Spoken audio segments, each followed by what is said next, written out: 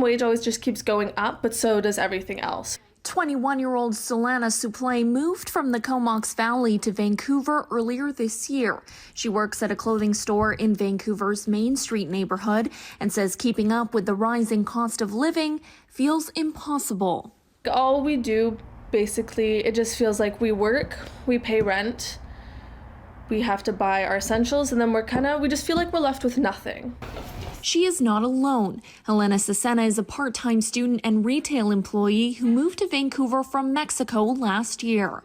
I'm at limit of my budget. She says even living with 3 roommates, her current wage doesn't cut it. When you go to the grocery store and you have to decide what you're going to take, like you have to make some cuts and, just balance well what trying to get.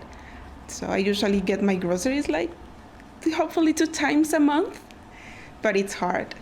She hopes BC ties minimum wage hikes to inflation, saying even though the wage increased last year, it's not enough given the rising cost of living.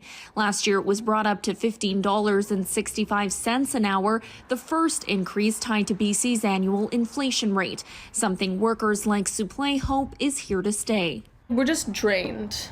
And, and everyone keeps telling us, oh, go get a second job, do this. But it's at the same time, it's just we shouldn't have to be doing that just to survive. People we spoke to in Vancouver agree. I definitely think it should be increased. I mean, we've, at where I work as well, I'm in management there, so we've had to increase all the wages. I think minimum wage should be indexed to inflation retroactively.